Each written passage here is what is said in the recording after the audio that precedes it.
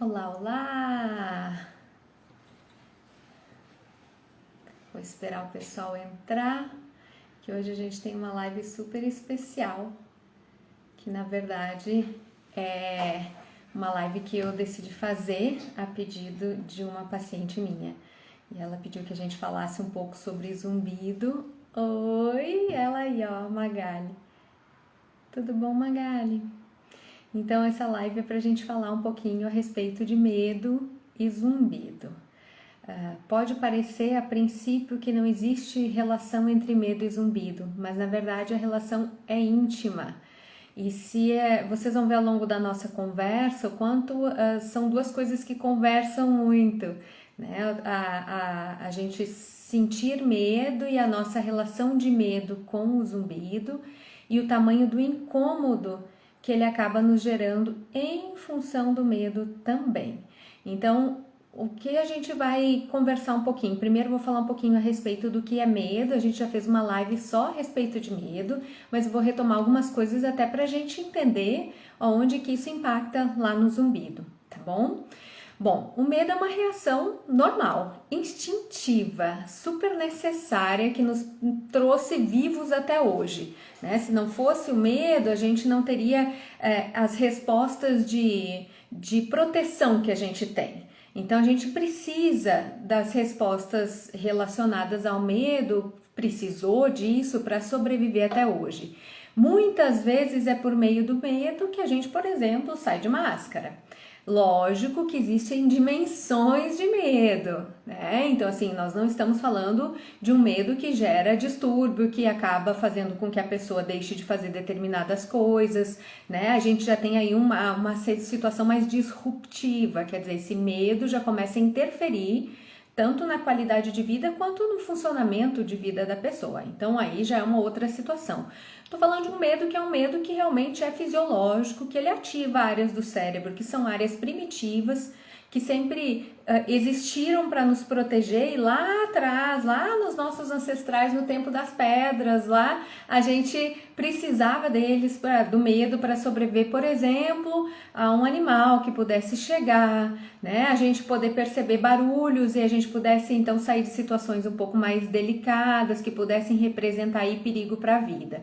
O que ocorre é que a gente, neste processo, foi tendo uma qualidade de vida diferente, a gente foi tendo menos situações de medo ligadas, né? Por exemplo, a exposição a um bicho ou alguma coisa assim, e foram sendo introduzidos aí na nossa realidade medos diferentes, né? Tanto que no último ano aí, até agora, a gente está com a questão do Covid e o medo todo que isso gera.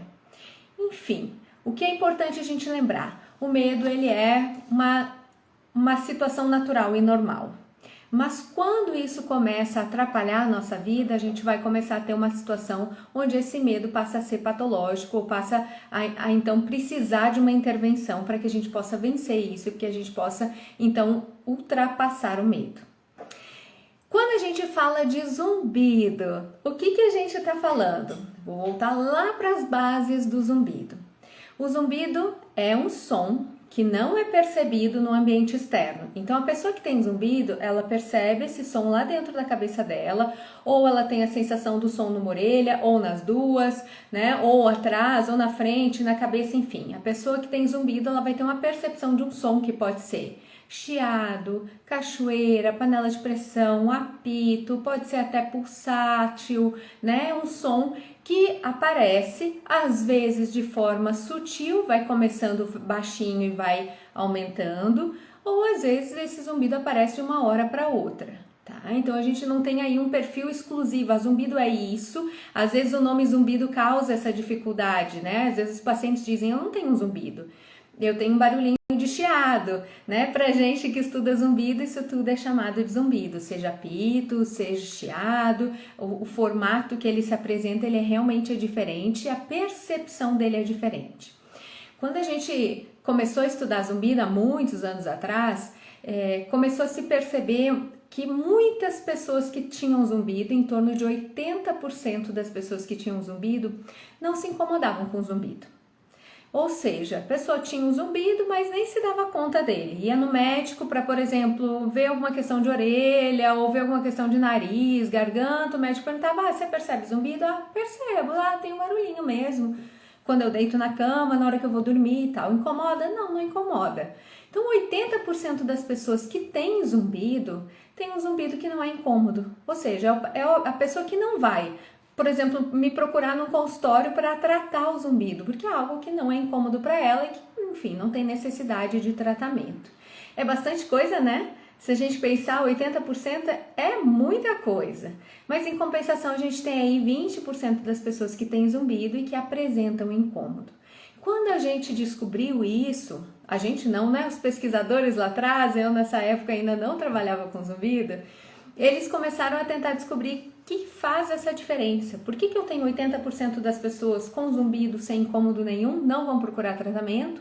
E eu tenho 20% das pessoas com zumbido que realmente tem um incômodo, sendo que 5% desses 20% tem um incômodo extremamente significativo. Começa a ter realmente uma disfunção no funcionamento da vida normal, né? As coisas acabam girando ali ao redor do zumbido, a pessoa começa a apresentar consequências mais importantes, não rende tão bem no trabalho, começa a ter realmente um zumbido que era chamado de incapacitante, né? Bom, aí foram pensar, bom, vai ver o tipo de som, né? Se alguém tem um apito, deve ser mais incômodo do que um chiado, se for um som grave ou se for um som agudo, enfim, vai ver, tem diferença e o incômodo está relacionado a isso. E aí se fez muitas e muitas pesquisas, né? Se usava uma técnica que se usa até hoje, um exame que chama acufenometria, em que a gente coloca o paciente dentro da cabine e a gente vai lá de forma subjetiva, a gente não tem como mensurar isso de forma objetiva, botar um aparelho e dizer, seu zumbido é em 2000 Hz e você tem ele num volume X, né, em tantos decibéis, né, a gente chama de intensidade, volume e intensidade em tantos decibéis. Eu não tenho como fazer isso, isso não existe. Tá? Não ainda. Mas a gente tem um exame subjetivo onde o paciente vai contando pra gente, a gente com as possibilidades que são oferecidas pelos equipamentos, que também tem muitas limitações, a gente vai tentando se aproximar do zumbido que essa pessoa percebe. Então a gente foram lá e começaram a procurar, vai ver, né, o tipo de som, se é chiado, se é apito e tal. E o que se descobriu é que nos dois grupos, lá nos 80% que não se incomodam e nos 20% que tem um incômodo importante, eles têm os mesmos tipos de som. Então, essa foi uma hipótese descartada para o fato do zumbido incomodar esses 20% e não incomodar os 80%. Então foi atrás de se pesquisar o volume, a intensidade desse zumbido. E o que se descobriu, na verdade, é que tanto os 80% que não se incomodam, quanto os 20% que têm um incômodo importante, eles têm a mesma intensidade, o mesmo volume do zumbido, que é em torno ali de 15 a 20 decibéis do limiar auditivo. Então, se eu escuto em 10, até uns 30, né? Se eu escuto em 40, eu vou ter ali até uns 60. Então, eu tenho ali 20 decibéis, que deveria ser um som pouco perceptível. Ou seja, se eu ligasse qualquer coisa aí no ambiente, provavelmente isso sumiria, porque seria um som que é de baixa intensidade, é um som fraquinho. Mas não é isso que acontece. O que se descobriu? Baseado nessas pesquisas, né, se desenvolveu um modelo neurofisiológico, que até hoje é usado, é o modelo neurofisiológico do zumbido. Foi um pesquisador polonês, eu já falei dele aqui em outras lives, porque ele realmente, acho que trouxe assim, uma base para a gente que trabalha com zumbido, que a gente leva até hoje. A técnica dele, logicamente, evoluiu ao longo dos anos, ele desenvolveu uma técnica de tratamento baseada nesse modelo neurofisiológico, mas o modelo neurofisiológico nos ajudou a entender o que acontece lá dentro do cérebro, sim, lá dentro do cérebro de quem tem zumbido. E isso não quer dizer uma lesão, isso não quer dizer uma alteração no cérebro, isso não quer dizer que o cérebro está com problemas, tá? Não é isso.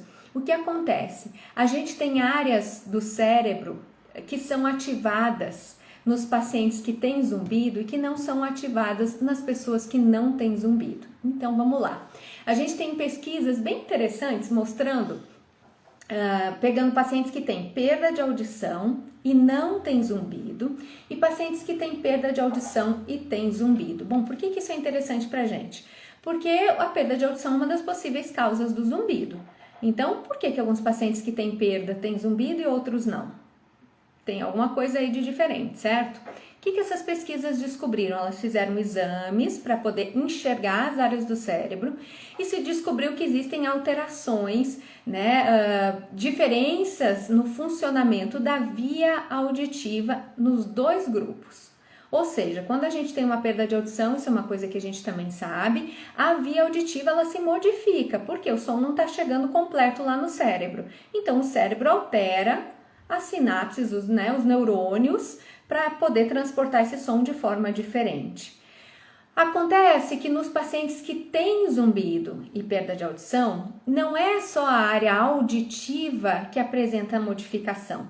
A gente tem uma hiperativação de outras regiões do cérebro, que são regiões que não são auditivas, mas logicamente se relacionam com a via auditiva, e essas outras regiões, então, muito provavelmente são a explicação para a gente ter aí um zumbido incômodo. Ela hiperativa áreas do cérebro, como o córtex pré-frontal, que é um dos responsáveis pela nossa atenção, pelo nosso foco, e muitos pacientes que têm zumbido relatam isso. O nosso sistema límbico, quem é o sistema límbico? É aquele responsável pelas nossas emoções, e aí tem a ver com o que nós vamos conversar hoje, sobre medo e zumbido, porque esse sistema límbico também está hiperativado. A gente tem lá o córtex parietal, a gente tem giro cingulado, hiperativado, a gente tem outras áreas do cérebro que são responsáveis por muitas vezes ajudar a classificar os sons, dar significado aí para os sons. E não só a via auditiva, que é quem processa o som, quem processa a informação, quem codifica, quem decodifica, ele precisa dessas áreas para poder fazer determinados processos. Então, isso nos explica por que muitas pessoas que têm zumbido, têm um zumbido que não é incômodo e algumas pessoas têm um zumbido que é incômodo, ou seja, eu tenho essas áreas do cérebro hiperativadas. Aonde residem as emoções? No cérebro, certo? Eu sei que eu sinto elas no corpo inteiro, Eu sinto as emoções, aperto o meu peito, ou eu sinto uma taquicardia, ou eu começo a suar. Não é assim quando a gente tem medo? Lembra o que acontece quando a gente tem medo? A gente entra no sistema de luta e fuga, sobrevivência. No sistema de luta e fuga, o corpo é encharcado de adrenalina. O que a adrenalina faz? Faz a gente ficar alerta. Então, se eu dissesse para você, eu dou esse exemplo para quem meu paciente conhece. Eu dou esse exemplo quando você vai lá no consultório. Eu digo o seguinte, imagina que aí na sua casa tinha uma jararaca. A jararaca se perdeu, ninguém achou, mas assim, eu fiquei sabendo que tá aí no cômodo que você tá agora, parece que a jararaca tá aí, ficou aí. Mas fica tranquilo, se você ouvir um barulhinho, ou se você sentir alguma coisa no seu pé, você chama alguém que aí vão resgatar essa jararaca e tirá-la daí. Você acha realmente que você ia ficar aqui de papo comigo, assistindo essa live, sabendo que tem uma jararaca no local onde você está? Que essa jararaca pode te picar? Logicamente não. Já te digo com certeza que muito provavelmente, se o teu cérebro tem todas essas áreas aí funcionando de uma maneira, não vou dizer normal, porque não é a palavra certa, mas assim, natural, como a grande maioria das pessoas, você com certeza vai ficar atento a tudo que tiver de barulho, de sensação, talvez você até sinta coisas que não existam. Porque você vai estar ligado no sistema de proteção. Teu cérebro não vai deixar você ficar assistindo televisão, você ficar assistindo live, tendo a sua vida em risco. Então, o teu cérebro vai jorrar o teu corpo de adrenalina, vai jorrar de cortisol, vai te preparar para lutar e para fugir. Isto acontece toda vez que a gente tem medo ou que a gente está em frente a uma ameaça. Então a gente tem aí respostas de luta ou fuga, às vezes a gente paralisa, dependendo de como a gente responde a essa estimulação, mas isso acontece nas situações de medo. Quando a gente percebe o zumbido lá atrás, e se você fizer, eu quero que vocês aí que estão assistindo, que tem zumbido, por favor me contem se alguma dessas coisas que eu vou falar já passou na sua cabeça, mesmo que você não acredite mais nisso. Talvez você hoje me diga assim, olha, já pensei isso, mas já sei que isso não é verdade. Tudo bem, tá ótimo, mas se você já pensou isso alguma vez, o seu cérebro tem isso registrado lá no fundinho, e talvez isso tenha sido um dos desencadeadores do incômodo com o zumbido. Então vamos lá. Alguma vez passou na sua cabeça que o zumbido poderia ser um tumor? Essa é uma dúvida bastante frequente, né? Boa parte das pessoas tem medo que esse barulho represente que tem alguma alteração, alguma lesão no meu cérebro. Alguma vez você pensou que ele pudesse fazer você ficar surdo? Então, assim, quando o zumbi tá forte, eu não escuto direito, ele vai me deixar surdo. Ou eu descobri que eu tenho uma perda de audição. Foi o zumbido que causou essa perda de audição. Já passou isso na sua cabeça alguma vez? Esse medo já apareceu? Ó, doutora Marcela, fonoaudióloga, diz que meus pacientes relatam isso mesmo. É isso mesmo, os pacientes acabam relatando isso de fato. Você já pensou que o zumbido não tem cura? Ou você já até leu isso, ou você até já trocou ideia com algumas pessoas que disseram para você, esquece, isso não tem cura. Ou pior, você já foi em algum médico que disse isso para você. Por que eu digo que é pior? Porque são figuras de autoridade. Quando a gente vai num médico e ele nos diz alguma coisa, ele é um especialista supostamente dessa área, a gente acredita, certo? Então, assim, quando a gente vai e acredita que isso aqui não vai mais ter cura, isso marca na gente, isso fica lá um registro, por mais que depois disso eu já tenha entendido que a história não é bem essa, tá? Você já ficou com medo de perder o controle? Eu não tenho controle sobre o zumbido, ele aumenta quando quer, ele diminui quando ele quer, ele vai me deixar maluco. Isso é uma outra coisa que as pessoas têm medo. Ó, Mônica, sim, a Maria, sim. O Regis, vários médicos me disseram, Regis, isso não é verdade. Os pacientes têm muito medo da surdez, eles acham que o zumbido impede a audição.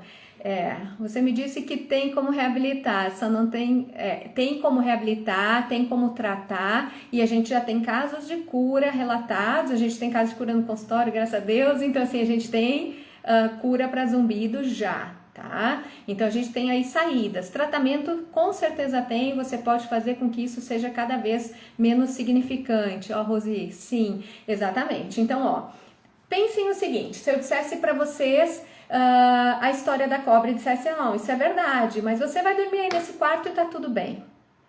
Vocês acham que vocês iam dormir? Basicamente o que aconteceu com o zumbido de vocês é que ele criou um significado parecido com o da cobra. Imagina, algo perigoso, vai te deixar doido, vai te deixar surdo, você vai perder o controle. Ele vai ficar cada vez mais alto. Vai ter uma hora que eu não vou mais conseguir fazer nada, porque ele vai ficar tão alto, tá vendo? Olha, ele tá alto aqui agora, né? Eu não tenho cura, eu não tenho tratamento, eu não tenho para onde correr. É lógico que o seu cérebro interpreta isso como algo perigoso. E todas essas frases são frases de medo, é lógico. Como você não vai ter medo de algo que tenha essa configuração? É óbvio que o teu cérebro vai ligar alerta, vai liberar adrenalina e o que ele vai fazer com você? Ele vai dizer, gruda nesse negócio, escuta esse negócio, porque ele é perigoso, ele vai te deixar doido, ele vai fazer você perder o controle, ele vai te deixar surdo, ele vai fazer e pronto. E aí o que acontece? Você gruda no zumbido e aí você começa a me dizer o seguinte... comecei a ter problemas para dormir por causa do zumbido. Quando a gente está ligado em alguma coisa, todo mundo em algum momento da vida que está aqui tendo zumbido ou não tendo zumbido, com certeza já perdeu o sono por preocupação.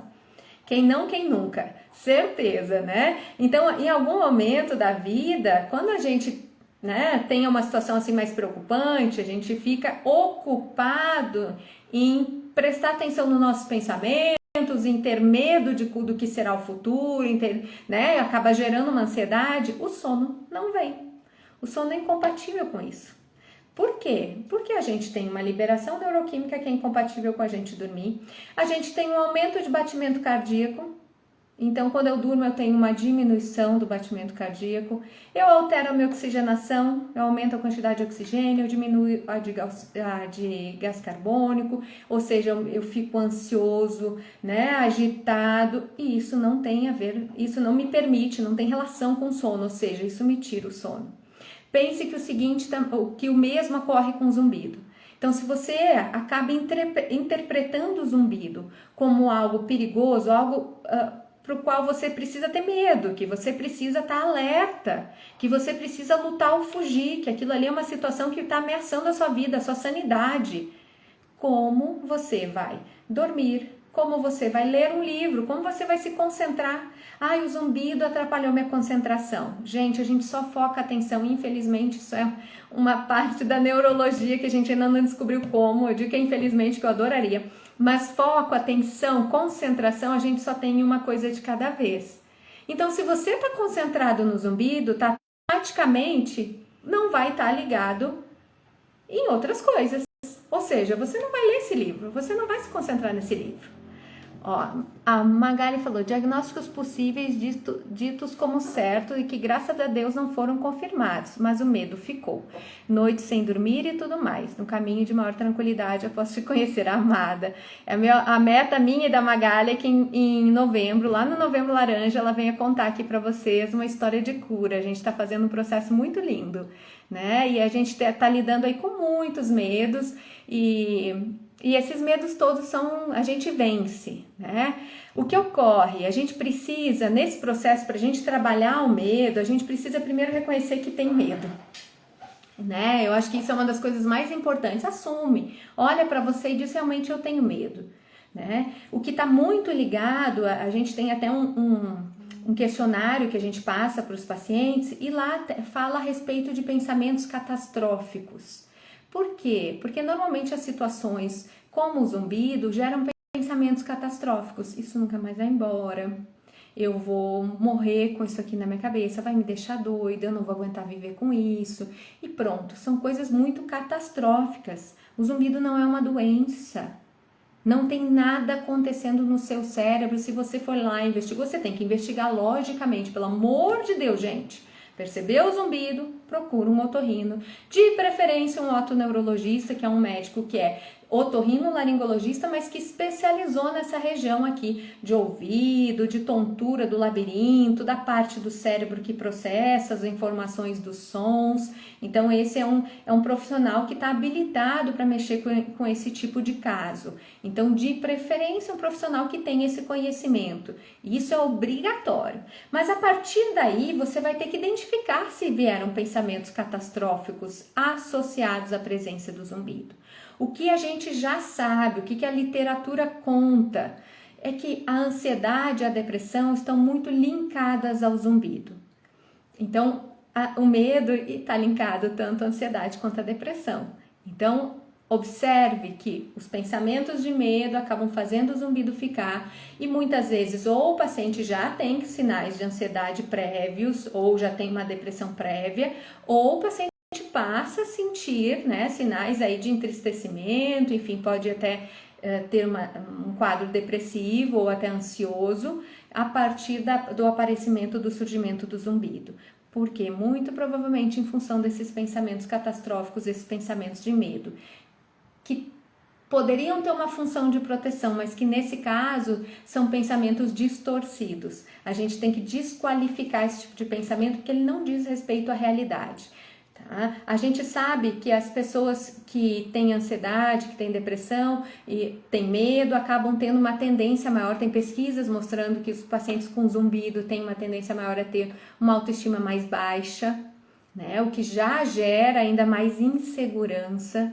Então fique atento, observe se você tem autoestima baixa, né? Até para você buscar a solução para isso. Eu sei que eu tô falando de coisas que são muito específicas da psicologia, mas sim, a psicologia é uma das formas de tratamento do zumbido. Tem alguns locais, especialmente na Alemanha, tem centros assim que trabalham com zumbido só pelo lado da psicologia, da terapia cognitivo-comportamental. A gente tem inúmeras pesquisas com sucesso, né, trabalhando desta forma aí com zumbido. Tá? Então, a gente sabe que existe uma excitação mais alta aí do sistema, porque a gente entra em estado de estresse quando a gente percebe zumbido. Isso traz efeitos, inclusive, físicos, aquilo que eu falei. A taquicardia é um sinal de ansiedade, é um sinal de estresse e pode ser um sinal de resposta ao medo. né? O corpo se prepara para lutar ou para fugir. O suor, às vezes a gente percebe zumbido e começa a sentir um calorão, né? Ou a gente sente um pouco da respiração ficar mais curta, enfim. O que é interessante? A gente parar para observar quais são as técnicas que podem ser eficazes para a gente. Então, o que eu te digo? Procura um profissional que possa levantar esses dados todos com você. E se dispõe, eu sei que existe ainda muito preconceito para a psicoterapia, infelizmente, mas a psicoterapia é uma grande arma, você começa a identificar os pensamentos distorcidos, as crenças que estão na base desse pensamento distorcido, e acredite em mim, isso vem de antes, o zumbido é um sinal, é a ponta de um iceberg, tem coisa anterior a ele. Então, assim, quando o zumbido aparece, ele é um sintoma, ele é um sinalizador, mas tem algo na base disso. Pode ter componentes emocionais aí que são muito importantes de serem trabalhados. Então, senta com seu médico, observa isso, senta com um profissional que está trabalhando com você, observa isso e veja se não é necessário começar a mexer nessas questões também, para que você consiga fazer um processo definitivo de mudança na sua vida. Eu costumo dizer, eu até brinco com os pacientes que eu devo ter alguns voodoos espalhados pela cidade só por causa dessa frase que eu digo.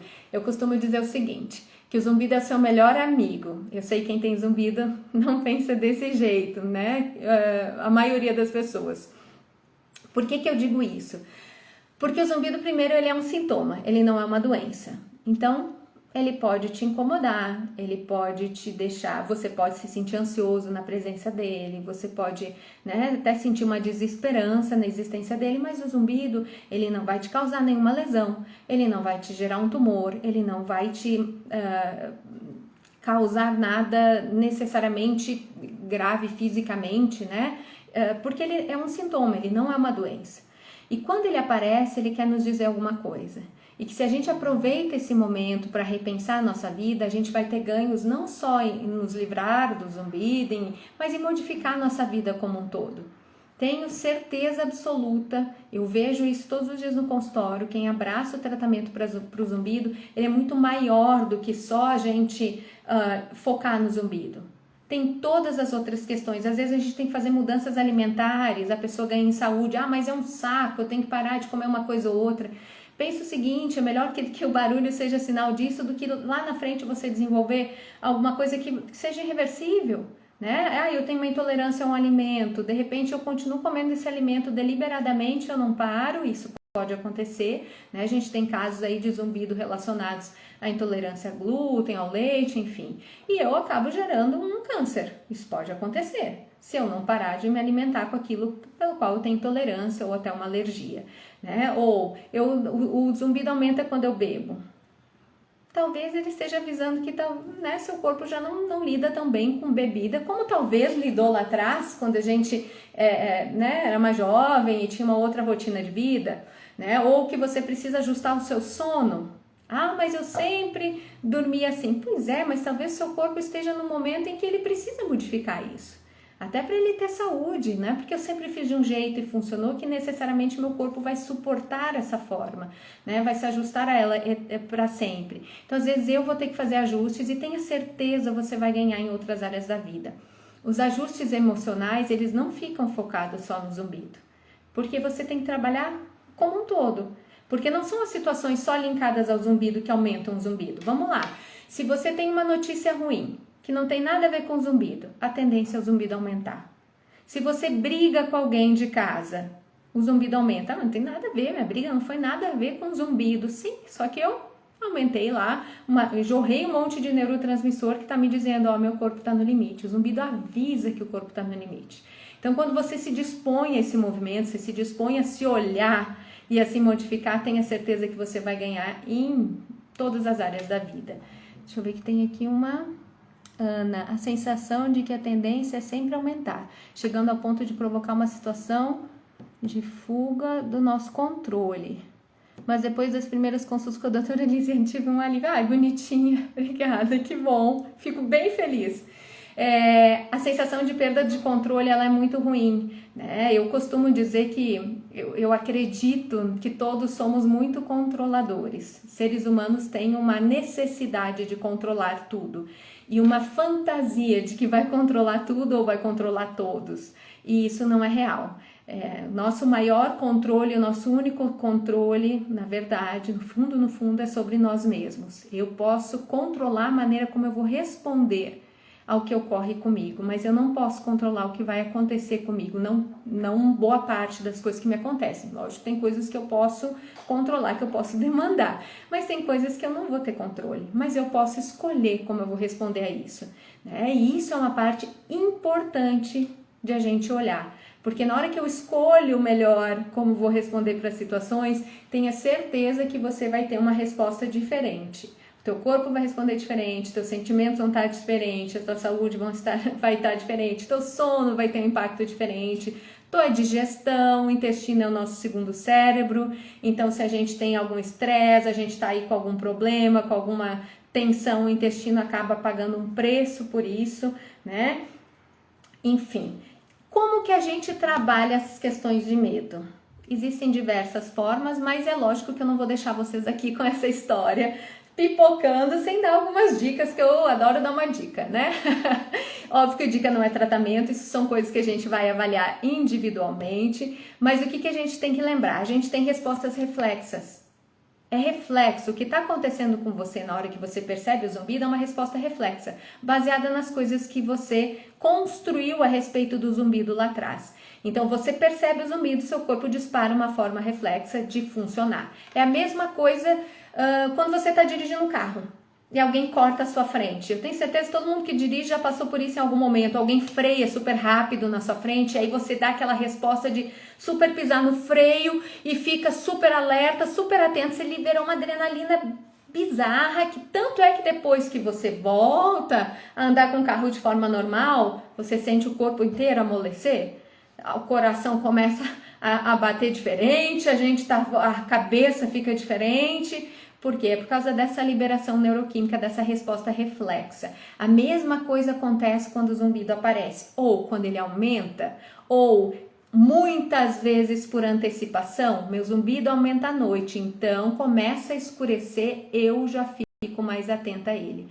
É reflexo, é instantâneo. Eu criei um caminho direto entre anoitecer e meu zumbido gritar. Então, observe se isso acontece com você. Ah, mas à noite a gente também tem um aumento do silêncio, isso faz com que a gente perceba o zumbido mais forte. Sim, verdade. Mas, observe que não é só isso. Talvez em outras situações de silêncio, se você está, por exemplo, numa chácara, no meio do mato, dando uma caminhada lá no meio do gramado, super light, super feliz, tá silencioso. E o seu zumbido foi para onde? Então, o seu zumbido acaba fazendo associações. A gente faz associações do zumbido com determinadas coisas. Isso pode ser extremamente perigoso no sentido de nos gerar situações desnecessárias, né? E isso tem base no medo, né? O medo é uma resposta reflexa. E a gente acaba transferindo isso para a nossa relação com o zumbido. Isso é aprendido, a gente faz associações. Como que a gente consegue resolver um medo? Se expondo a ele. Aí você vai dizer, Lisiane, eu não tenho nem a chance de não me expor ao zumbido. O que é que você está querendo me dizer? Ele está aqui, o que eu faço? Você vai ter que primeiro, eu acho que a parte mais importante é uma coisa que a gente sempre enfatiza quando a gente vai tratar zumbido. A informação é uma arma. Quando você sabe com que você está lidando, a sua maneira de se relacionar, de ver e até de refletir, raciocinar, racionalizar a respeito daquilo muda. Então, a informação é necessária, informação de qualidade. Não adianta, eu falo isso com, assim, eu já fiz as minhas tentativas de entrar em grupo de Facebook, tentar ajudar, tentar informar as pessoas. Às vezes a gente está ali numa situação onde as pessoas estão tão ansiosas e estão com tanto medo que elas não conseguem nem ouvir. Então, procure informações que sejam informações corretas, de qualidade, e reforce essas informações. Se você vai ouvir essa live hoje, vai dizer, nossa, realmente, olha, não é isso, ó, eu tô vendo, o zumbido é um sintoma, não é uma doença, eu não preciso me envolver dessa forma com o zumbido, pronto, amanhã eu vou ser uma nova mulher ou um novo homem. Eu tenho para te contar que muito provavelmente não, infelizmente, porque a gente precisa repetir. Você já tem um caminho, um link do zumbido para medo, do zumbido para ansiedade, do zumbido. Isso não se desfaz em uma ideia. Ela vai ter que ser reforçada, reelaborada. Você vai criar outra estratégia para explicar aquele link. E aí a gente vai precisar sentar e dizer, não, olha só, você viu que você foi por aqui, para isso, não condiz com a realidade. A gente tem aqui, ó, prova científica de que a história é outra coisa. Então, o acompanhamento é uma parte muito importante. Às vezes o paciente vai lá, tem uma orientação, dependendo do caso de zumbido, esse paciente precisa acompanhar. Às vezes até precisa da psicoterapia. O que é psicoterapia? Um acompanhamento semanal, onde a gente vai reestruturar a maneira como a gente vê, como a gente pensa, como a gente sente a respeito das coisas.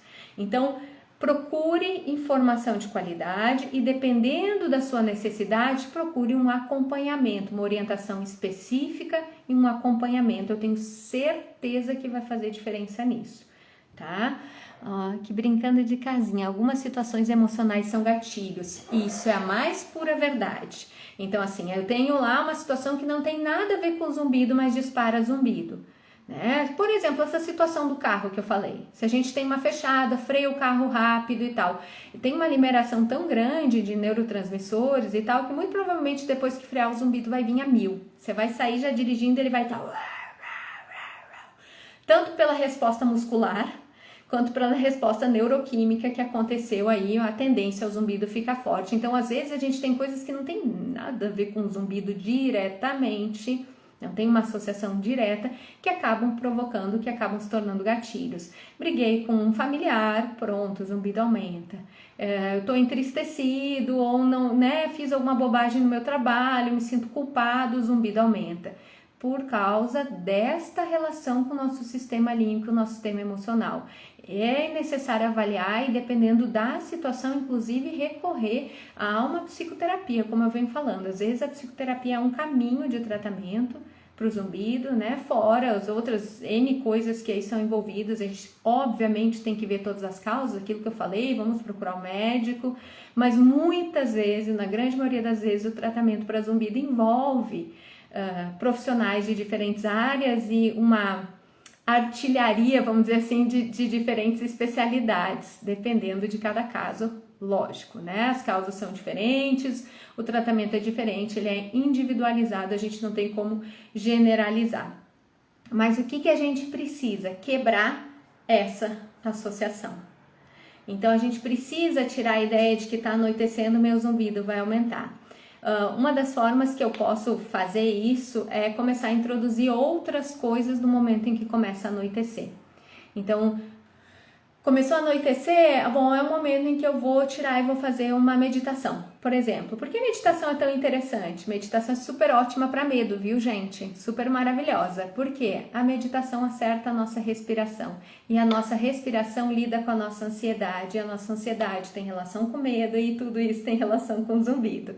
Então, uma meditação ou uma técnica respiratória ou um relaxamento muscular, todas essas técnicas, e que vocês encontram de diversos tipos aí no Google, no YouTube, tem, né? E aí vem para os gostos individuais. Não precisa ser nada específico para zumbido, veja aquilo que você se encaixa e que você se dá bem, para você dissociar, para que você associe ao final do dia, ao anoitecer, um momento de paz, de tranquilidade, de relaxamento, de conexão com você mesmo e não de conexão com o zumbido, por exemplo, né?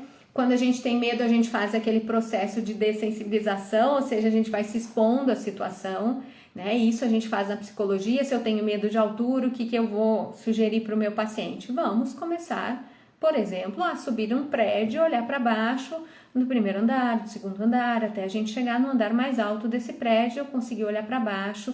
Tudo isso, obviamente, a gente vai acompanhando, né? E vai trabalhando os pensamentos e os sentimentos que vêm associados a isso. Então, você precisa trabalhar os pensamentos e os sentimentos que estão associados ao zumbido. para que quando ele apareça, você consiga ter uma relação diferente com ele, uma relação até mais racional, onde a sua emoção seja uma emoção mais realista, menos catastrófica, né? Mais baseada na realidade do que na verdade no medo, tá? Tem cura, sim, zumbido a gente tem vários casos de cura, né? E tem tratamento, a gente consegue aí sim devolver qualidade de vida. Eu tenho certeza que todos vocês aí conseguem um caminho e vão encontrar aí um caminho para resolver o zumbido. Diminuir açúcar, cafeína e amido ajuda? Vamos lá, isso é uma pergunta bem interessante, porque assim, isso pode ajudar por duas vias. Uma pela via emocional e uma pela via metabólica. O que acontece é que todas as questões relacionadas ao metabolismo, açúcar, a glicose do sangue, né, colesterol, às vezes até hormônios, né, que estão ali envolvidos nos processamentos sinápticos, vitaminas, podem sim interferir no zumbido. Então a gente tem que lembrar, por exemplo, vitamina D é um hormônio, né, e hormônios, quando eles oscilam, eles movimentam muita coisa na nossa vida, inclusive nosso emocional, e eles podem sim estar relacionados ao zumbido também. E os alimentos, obviamente, né, tudo que for muito açucarado, quando a pessoa tem uma intolerância à glicose, a gente tem que lembrar que esse açúcar ele vai direto lá para o labirinto, direto lá para o nosso ouvido, e isso pode, inclusive, quem tem diabetes e não controla, não cuida, pode perder a audição, como pode perder a visão. Por quê? Porque esse açúcar sim machuca as células, as conexões entre essas células e acaba trazendo prejuízos e pode sim fazer com que a gente tenha um aumento da percepção do zumbido, às vezes até ser um dos causadores aí do zumbido sim. A cafeína é um estimulante e muitas vezes a gente faz uso da cafeína junto com o açúcar. Então eu vou lá, eu tomo café e aí eu coloco açúcar no meu café. Ou eu vou lá e tomo meu café e como meu chocolatinho, que já tem a cafeína no chocolate e ainda tem açúcar. Então eu tenho uma combinação de estimulantes e enfim, que podem sim fazer uma provocação maior do zumbido. Vale para todo mundo? Não necessariamente. Então assim, olha, eu não tenho uma alteração da glicose, meu zumbido não está relacionado a isso, tudo bem, siga a sua rotina, né? Eu tomo café, não sinto nada, não sendo café em demasia, porque se for em demasia eu recomendo diminuir mesmo, gente. Não tem jeito, independente de zumbido ou não, tudo que é em excesso, até porque café em excesso aumenta a ansiedade. Então, se você já se sente ansioso e toma café, abre o olho, observa. Se depois você termina uma xícara de café, você sente um pouquinho mais da ansiedade, principalmente nos momentos em que você está com a ansiedade mais à flor da pele. E provavelmente você vai sentir aí um aumento da ansiedade, dos batimentos cardíacos, tá? Então, assim, é uma combinação que às vezes a gente inclusive faz, né, junto, né, e que pode sim estar relacionado. É necessário avaliar caso a caso, tá? Então, avaliar realmente se no seu caso precisa cortar, precisa diminuir, o que é que a gente faz ou não, tá tudo lindo do jeito que tá bom? Bom, alguém mais tem perguntas? Senão eu vou me despedindo por aqui. Eu espero que eu tenha ajudado de alguma forma algum de vocês hoje, que essas informações tenham sido relevantes e que isso de alguma forma possa impactar positivamente aí na vida de vocês e no tratamento de vocês, tá bom? Eu fico super à disposição. Quem tiver dúvidas, quem tiver dicas de live, coloca que a gente faz. Essa foi uma live que a gente fez aí a pedidos, então a gente pode fazer live com certeza aí dos assuntos ou das questões que vocês tiverem, tá bom? Muito obrigada, pessoal. Uma boa noite. A live vai ficar gravada, vai ficar no feed. Quem não assistiu ou quem quiser mandar para alguém aí que vai se beneficiar com essas informações, tá? Fica aí para vocês. Ó, doutor Labirintite, eu te sigo. Acho o máximo. Ó. Oi, a TPPP em relação... a TPPP é uma alteração que tem relação com emocional, labirinto e que pode ter o zumbido aí no meio dessa história. Tem alguns casos aí no consultório, a gente pode falar disso aí numa próxima live com certeza. Tá? Oi, Hugo! Obrigada a vocês, viu, gente? Um beijo grande, uma boa noite e até breve!